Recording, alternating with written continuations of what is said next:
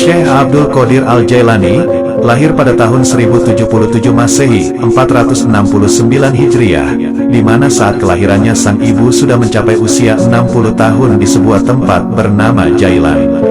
Itulah mengapa di belakang namanya terdapat julukan Al-Jailani, karena sesuai kebiasaan penduduk Arab masa itu, yang biasa menambahkan nama mereka sesuai dengan tempat tinggalnya. Syekh Abdul Qadir Al-Jailani wafat pada malam Sabtu, 10 Rabiul Awal 561 Hijriah, di usianya yang ke-90 tahun dikarenakan sakit ringan dalam waktu yang relatif singkat. Seorang ulama Ibnul Imad menyebutkan bahwa nama lengkap Syekh ini adalah Abdul Qadir bin Abi Soleh bin Janaki Dausad bin Abi Abdillah Abdullah bin Yahya bin Muhammad bin Dawud bin Musa bin Abdullah bin Musa Al-Huzi bin Abdullah Al-Hims bin Al-Hasan Al-Musana bin Al-Hasan bin Ali bin Abi Tholib Al-Jailani. Dalam usia 18 tahun, ia sudah meninggalkan Jilan menuju Baghdad pada tahun 488 Hijriah, 1095 Masehi. Karena tidak diterima belajar di Madrasah Nizamiyah, Baghdad, yang waktu itu dipimpin Ahmad Al-Ghazali, yang menggantikan saudaranya Abu Hamid Al-Ghazali. Di Baghdad dia belajar kepada beberapa orang ulama seperti Ibnu Aqil, Abul Khattab, Abul Husain Al-Farah, dan juga Abu Sa'ad Al-Muharribissain. Dia menimba ilmu pada ulama-ulama tersebut hingga mampu menguasai ilmu-ilmu usyul, dan juga perbedaan-perbedaan pendapat para ulama. Dengan kemampuan itu, Abu Sa'ad Al-Muharrimi yang membangun sekolah kecil-kecilan di daerah Babul Azaj, menyerahkan pengelolaan sekolah itu sepenuhnya kepada Syekh Abdul Qadir Al-Jailani. Ia mengelola sekolah ini dengan sungguh-sungguh, bermukim di sana sambil memberikan nasihat kepada orang-orang di sekitar sekolah tersebut. Banyak orang yang bertaubat setelah mendengar nasihatnya, banyak pula orang yang bersimpati kepada dia, lalu datang menimba ilmu di sekolahnya hingga sekolah itu tidak mampu menampung lagi. Syekh Abdul Qadir Al-Jailani, nama asli beliau ialah Muhyiddin Abu Muhammad Abdul Qadir. Beliau adalah keturunan Rasulullah, melalui putri baginda Siti Fatimah Al-Zahra. Beliau adalah seorang ahli sufi yang tidak asing lagi di dunia Islam, sehingga terdapat satu aliran tarikat yang diasaskannya, yaitu Tarikat Qadariyah. Tulisan, nasihat dan buah pikiran beliau berkenaan dengan ketuhanan dan tasawuf senantiasa mendapat perhatian, dan menjadi rujukan walaupun beliau telah wafat lebih kurang 900 tahun yang lampau. Sebagai seorang ulama terkenal di masa lalu, hingga kini pun masih dikenang oleh kaum muslimin di seluruh dunia, karena kesolihannya dan keilmuannya yang sangat tinggi dalam bidang ilmu dan hikmah, terutama bidang tasawuf dalam Islam.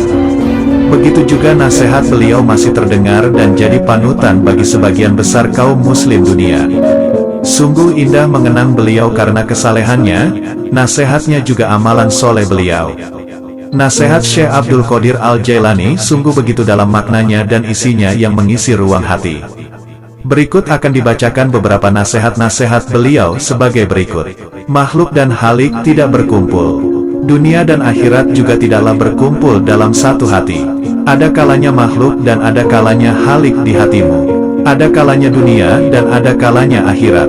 Ada kalanya terbayang bahwa makhluk ada di lahirmu, sedang halik di hatimu. Dunia di tanganmu sedang akhirat di hatimu. Adapun di dalam hati, kedua-duanya tidak berkumpul. Lihatlah kepada jiwamu dan pilihkan untuknya. Jika ia menghendaki dunia maka keluarlah akhirat dari hatimu. Jika ia menghendaki akhirat maka keluarkanlah dunia dari hatimu. Jika ia menghendaki Tuhan maka keluarkanlah dunia, akhirat dan apa yang selainnya dari hati. Selagi di dalam hatimu masih ada sebesar semut yang selain Allah, maka kamu tidak melihat dekatnya Allah di sisimu, dan tidak bangkit kejinakan dan ketenangan kepadanya. Selagi di dalam hatimu masih ada dunia sebesar semut kecil, maka kamu tidak melihat akhirat di hadapanmu. Dan selagi di dalam hatimu terdapat akhirat sebesar semut kecil, maka kamu tidak melihat dekat kepada Allah. Orang yang zuhud itu berpuasa dari makan dan minum, sedangkan orang yang arif itu berpuasa tanpa diketahui. Puasa orang zuhud itu siang hari, sedangkan puasa orang arif itu siang dan malam. Ia tidak berbuka dari puasanya sehingga ia bertemu Tuhannya. Orang yang arif itu puasa tahunan, selalu demam.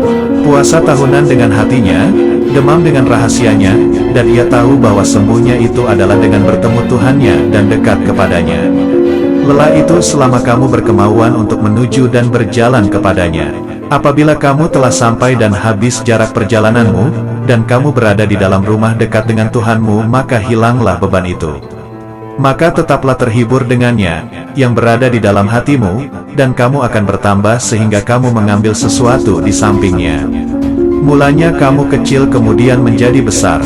Apabila kamu sudah besar, maka hati penuh dengan Allah, maka tidak ada jalan dan tidak ada sudut bagi hati untuk selain Allah.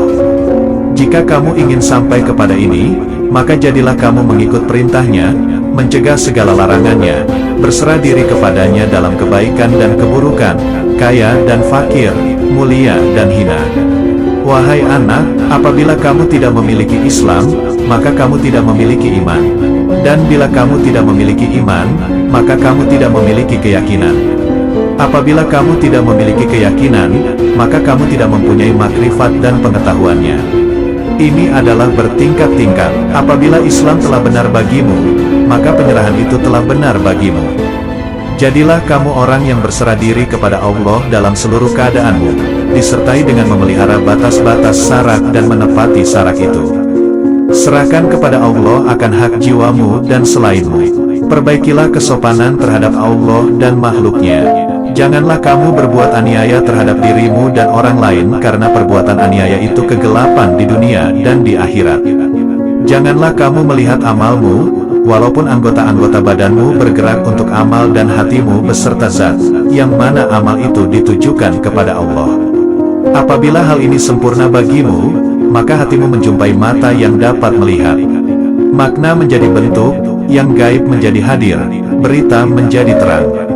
Hamba apabila baik karena Allah, maka Allah bersamanya dalam semua keadaan. Allah mengubahnya, menggantikannya dan memindahkannya dari satu keadaan kepada keadaan yang lain. Seluruhnya menjadi berarti, seluruhnya menjadi keimanan, keyakinan, pengetahuan, pendekatan dan kesaksian.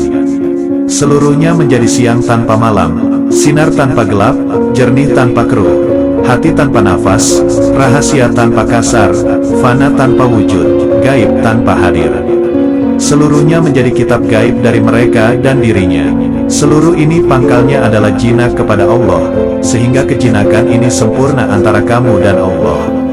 Ubahlah karenanya sesuatu yang dia benci dari nafsumu, sehingga dia, Allah, memberimu apa yang kamu sukai. Jalan itu luas, berdirilah dan teguhlah, beramallah dan jangan lalai selama tali dengan dua ujungnya di tanganmu. Mohonlah pertolongan kepadanya atas sesuatu yang menjadikan kebaikanmu. Kendalikanlah nafsumu, jika tidak, ia akan mengendalikan kamu. Nafsu itu tukang memerintahkan keburukan di dunia, dan tukang mencela di akhirat. Bersopanlah yang baik terhadap Allah dan terhadap makhluknya. Sedikitlah berbicara yang tidak berguna bagimu. Orang-orang yang meninggalkan amal dalam keadaan berilmu, ilmu itu akan melupakanmu dan berkahnya hilang dari hatimu. Wahai orang-orang yang bodoh, seandainya kamu mengetahui Allah, niscaya kamu mengetahui siksaan-siksaannya. Syirik itu ada kalanya pada lahir dan batin. Syirik lahir ialah menyembah berhala, sedangkan syirik batin ialah berpegang kepada makhluk dan memandang mereka dapat memberi kemudaratan dan manfaat. Wahai anak, janganlah kamu menuntut sesuatu kepada seseorang. Dan jika kamu mampu untuk memberi dan tidak mengambil, maka lakukanlah. Kamu melayani dan kamu tidak minta dilayani oleh orang lain, maka lakukanlah. Suatu kaum itu disibukkan untuk memberi kepada makhluk. Mereka mengambil dan memberi, mengambil dari karunia dan rahmat Allah dan memberikan kepada fakir dan miskin yang ditimpa kesempitan. Mereka tunaikan hutang orang yang berhutang yang tiada kuasa untuk melunaskannya. Mereka adalah raja-raja, bukan raja-raja dunia, karena raja-raja dunia itu mengambil dan tidak memberi, sedangkan kaum itu mengutamakan orang lain dan menunggu-nunggu orang yang tidak hadir. Mereka mengambil dari tangan Allah, bukan tangan makhluk. Usaha anggota badan mereka untuk makhluk, sedangkan usaha hati mereka untuk mereka sendiri.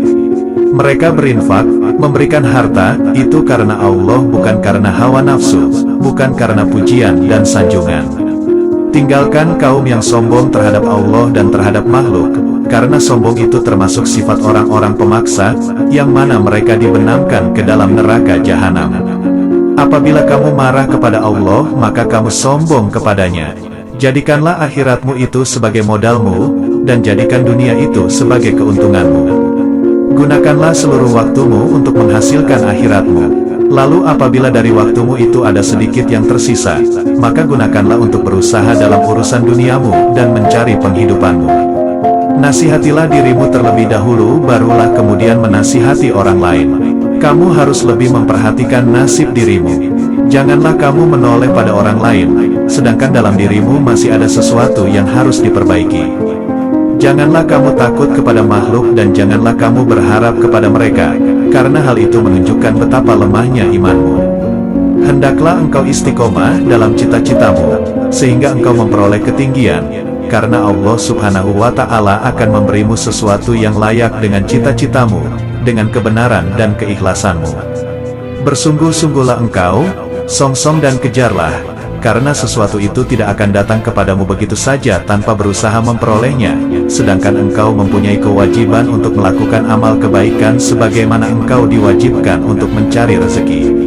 Selama hidup di dunia ini, yang terbaik adalah menyelamatkan hati dari buruk sangka.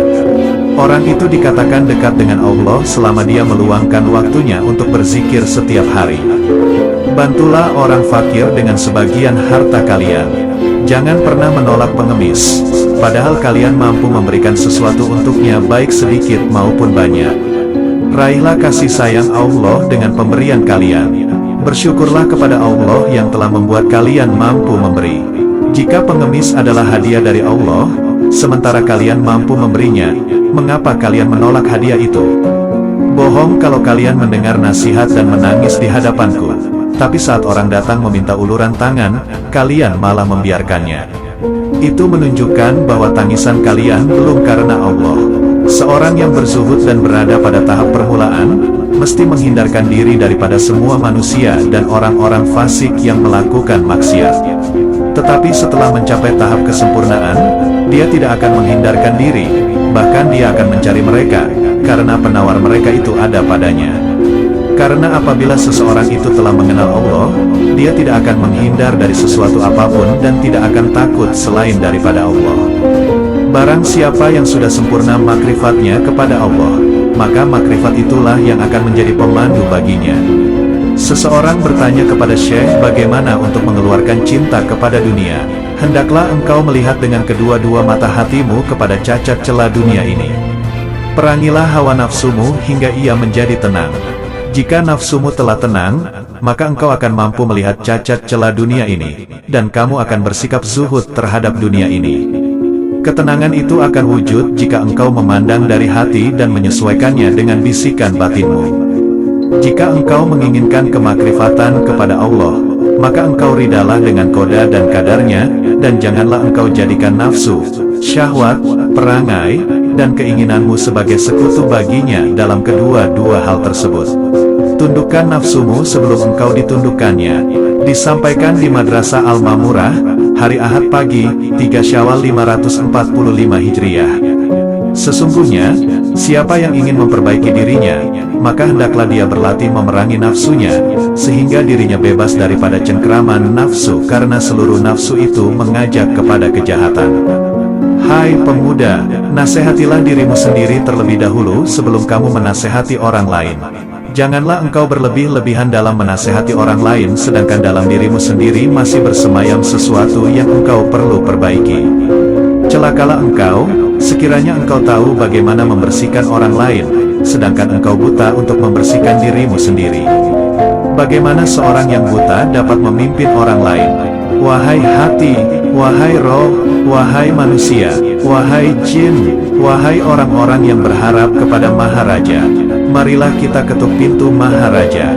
Bersegeralah kamu kepada Allah dengan tapak hatimu, dengan tapak takwa dan tauhid kamu, makrifat dan kewarakan kamu yang tinggi, kezuhudan kamu di dunia, di akhirat dan di dalam sesuatu selain daripada yang berkaitan secara langsung dengan Tuhanmu. Segera mencapai pintu taubat. Ahad, 10 Syawal 545 Hijriah. Sabda Rasulullah, barang siapa yang dibukakan pintu kebaikan, maka hendaklah dia mencapainya, karena sesungguhnya ia tidak mengetahui, bila pintu itu akan tertutup baginya. Wahai pemuda, bertaubatlah kamu. Bukankah kamu telah melihat, bahwa Allah akan menguji kamu dengan berbagai dugaan hingga kamu bertaubat? Sementara engkau tidak berpikir, malahan engkau bertahan dalam kedurhakaanmu itu. Senantiasa rida dengan Allah. Tetaplah engkau untuk senantiasa rida dengan Allah, dalam keadaan petaka atau sengsara, dalam keadaan miskin atau kaya, dalam keadaan susah atau senang, dalam keadaan sehat atau sakit, dalam keadaan buruk atau baik, ketika memperoleh yang engkau kehendaki atau tidak. Aku tidak tahu obat apa yang sesuai untukmu, selain daripada menyerahkan diri sepenuhnya kepada Allah yang Al-Haq. Jika Dia menetapkan sesuatu yang merugikan kamu, janganlah kamu benci kepadanya, serta jangan pula kamu menjauhkan diri daripadanya. Karena semua itu adalah ujian dan cobaan terhadapmu. Jika sadar dan berubah, pasti Allah menukarkan kegelisahanmu dengan ketenangan dan jiwamu akan menjadi tenang, tenteram dalam mentauhidkannya. Jika Al-Haq menghendaki agar hambanya menjadi baik, maka Dia akan memberikan hidayah, mengajar mereka, mengawasi mereka, menerangi mereka, memberikan kesempatan kepada mereka, mendekatkan mereka kepadanya dan memberikan sinar ke dalam hati mereka. Celakalah kamu membaca dan menghafal sunnah Rasulullah, tetapi kamu tidak mengamalkannya. Engkau menyuruh manusia mengerjakan kebaikan sedangkan engkau sendiri tidak melakukannya. Seperti firman Allah Subhanahu wa Ta'ala dalam Quran Surah Al-Saf ayat 3 yang artinya, sebesar-besar kebencian Allah, ialah bahwa kamu mengatakan apa-apa yang tidak kamu kerjakan. Siapa yang telah beramal sehingga kemudian mereka mencapai satu kedudukan, makam, di mana tiada lagi perintah ataupun larangan. Tidak henti-henti mereka menyendiri, halwat, bersama Allah. Karena meninggalkan ibadah-ibadah wajib, bermakna seorang itu telah jatuh zindik. Tidak ada kewajiban yang gugur dari seseorang, walau dalam keadaan bagaimanapun jua dia, atau apapun tahap dan makamnya. Wahai kaumku, ambillah nasihat dari Al-Quran itu dengan mengamalkannya, bukan dengan mendiskusi, memperdebat, atau menseminarkannya. Tidak akan ada kebahagiaan di hatimu, apabila di sana bersemayam sesuatu selain Allah, bahkan seandainya kamu sujud selama 1000 tahun di atas bara api sekalipun, sementara hatimu kepada selain Allah, maka hal itu tidak bermanfaat kepadamu. Hatilah yang beriman, hatilah yang mengesahkan Allah, hatilah yang memurnikan akidah, hatilah yang ikhlas, hatilah yang bertakwa, hatilah yang memelihara diri daripada yang haram dan syubhat, hatilah yang yakin, hatilah yang zuhud, hatilah yang arif, hatilah yang beramal, hatilah yang memimpin seluruh tubuh manusia, sementara seluruh anggota adalah anggota pasukan dan pengikutnya. Oleh karena itu, jika kamu ingin mengucapkan la ilaha illallah, maka lebih dulu hendaklah kamu ucapkan dengan hatimu, kemudian kamu iringi dengan lidah. Jihad batin lebih berat dari jihad zahir, karena jihad batin adalah satu jihad yang terus-menerus, bertujuan memutuskan semua kehendak dan dorongan hawa nafsu untuk melakukan perkara-perkara yang terlarang serta mengekang keinginan terhadapnya. Wahai hamba, setiap yang engkau pandang sebagai kebaikan dan engkau mencintainya, maka cintamu itu adalah bukan cinta yang sejati. Engkau sedang terperdaya. Cinta yang hakiki adalah cinta yang tidak berubah, yaitu cinta kepada Allah, yakni cinta yang engkau lihat dengan dua mata hatimu, yaitu cinta para al-sidikin ruhaniyin. Mereka tidak mencintai dengan keimanan mereka, tetapi dengan keyakinan dan mata hati mereka. Terbukalah hijab yang menyelubungi mata hati mereka, sehingga mereka mampu melihat apa yang ada di alam gaib, melihat sesuatu yang tidak mungkin bagi mereka untuk menjelaskannya. Ketahuilah bahwa para guru amal dan guru ilmu akan menunjukkan engkau jalan menuju Allah. Langkah tahap pertama ialah dengan perkataan, dan pada tahap kedua ialah dengan mengamalkannya. Dengan cara ini, engkau akan bertemu dengan Allah. Beramallah engkau kepadanya dan janganlah engkau mengharapkan pahala yang banyak. Beramallah dengan tujuan untuk mencapai dan meraih keridaannya serta kedekatan kepadanya. Pahala adalah keridaannya kepadamu dan kedekatanmu kepadanya dunia dan akhirat. Peringkat pertama ialah engkau belajar kepada makhluk berkenaan hukum. Kemudian pada peringkat kedua hendaklah engkau belajar dari Khalik mengenai ilmu laduni, yakni ilmu-ilmu yang khusus untuk hati dan batin. Oleh karena itu carilah guru yang mursyid, karena engkau tidak dapat belajar tanpa guru. Barang siapa di antara kamu yang ingin menghidupkan hatinya, maka hendaklah dia membiasakan berzikir kepada Allah di dalam hatinya itu, dan hendaklah dia merasakan ketenteraman bersamanya. Wahai hamba, berzikirlah engkau kepada Allah dengan hatimu sebanyak 1000 kali dan dengan lisanmu sekali. Berzikir yang dilakukan hanya dengan lisan tanpa menggunakan hati, tidak memberikan kemuliaan kepadamu. Zikir adalah zikir hati dan zikir batin, kemudian zikir lisan. Berzikirlah kamu kepadanya, sehingga zikir itu melebur dosa-dosamu. Dengan demikian engkau tidak menanggung dosa sama sekali. Ketahuilah, bahwa taubat itu adalah pusat kekuasaan dan menyesali segala perbuatan. Tanggalkanlah baju kedurhakaanmu itu dengan taubat yang tulus ikhlas. Jika engkau bertaubat, hendaklah taubat itu lahir dari hatimu. Bertaubatlah engkau zahir dan batin. Ikutilah sunnah Rasul dengan penuh keimanan. Jangan membuat bid'ah. Patuhlah selalu kepada Allah dan Rasul-Nya, jangan melanggar. Junjung tinggilah tauhid dan jangan menyekutukan Dia. Sucikanlah Dia senantiasa dan jangan menisbahkan sesuatu keburukan pun kepadanya. Pertahankan kebenarannya dan jangan ragu sedikit pun. Bersabarlah selalu dan jangan menunjukkan ketidaksabaran. Beristiqomahlah, berharaplah kepadanya, jangan kesal, tetapi bersabarlah. Bekerjasamalah dalam ketaatan dan jangan berpecah belah. Saling mencintailah dan jangan saling mendendam. Jauhilah kejahatan dan jangan ternoda olehnya. Percantiklah dirimu dengan ketaatan kepada Tuhanmu, jangan menjauh dari pintu-pintu Tuhanmu, jangan berpaling darinya. Segeralah bertaubat dan kembali kepadanya. Jangan merasa jemu dalam memohon ampunan kepada Khalikmu, baik siang maupun malam. Niscaya rahmat dinampakkan kepadamu, maka kamu bahagia, terjauhkan dari api neraka dan hidup bahagia di surga, bertemu Allah, menikmati rahmatnya, bersama-sama bidadari di surga dan tinggal di dalamnya untuk selamanya, mengendarai kuda-kuda putih, bersukaria dengan hur-hur bermata putih dan aneka aroma, dan melodi-melodi hamba-hamba sahaya wanita, dengan karunia-karunia lainnya, termuliakan bersama para nabi, para sidik, para syahid, dan para soleh di surga yang tinggi. Bila kau melihat dunia ini, berada di tangan mereka, dengan segala hiasan, dan tipuannya, dengan segala bisa mematikannya, yang tampak lembut sentuhannya, padahal, sebenarnya mematikan bagi yang menyentuhnya, mengecoh mereka, dan membuat mereka mengabaikan kemudaratan tipu daya dan janji-janji palsunya.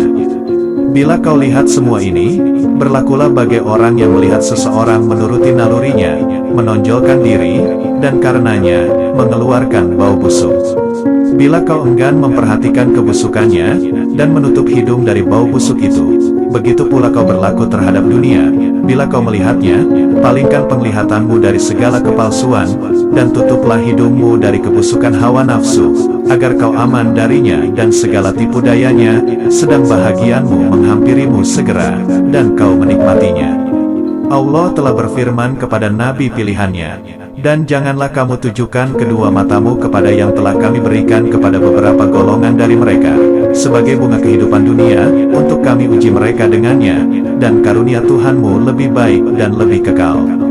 Quran Surah Taha ayat 131. Apabila timbul di dalam benakmu keinginan untuk menikah, padahal kau fakir dan miskin, dan kau tak mampu memenuhinya, maka bersabarlah dan berharaplah senantiasa akan kemudahan darinya, yang membuatmu berkeinginan seperti itu, atau yang mendapati keinginan semacam itu di dalam hatimu, niscaya Ia akan menolongmu, atau dengan memudahkanmu menanggung beban hidupmu itu, dengan mengaruniaimu kecukupan, mencerahkanmu dan memudahkanmu di dunia dan akhirat. Lalu Allah akan menyebutmu sabar dan mau bersyukur, karena kesabaranmu dan keridaanmu atas ketentuannya. Maka ditingkatkannya kesucian dan kekuatanmu. Dan Allah berjanji untuk senantiasa menambah karunia-Nya atas orang-orang yang bersyukur, sebagaimana firman-Nya. Sesungguhnya jika kamu bersyukur, pasti kami akan menambah kepadamu, dan jika kamu mengingkari, maka sesungguhnya azabku sangat pedih. Quran Surah Ibrahim ayat 7. Maka bersabarlah, Tentanglah hawa nafsumu, dan berpegang teguhlah pada perintah-perintahnya. Ridalah atas takdir yang maha kuasa, dan berharaplah akan ridha dan karunia-Nya. Sungguh Allah sendiri telah berfirman, hanya orang-orang yang bersabarlah yang akan menerima ganjaran mereka tanpa batas. Quran Surah Az-Zumar ayat 10.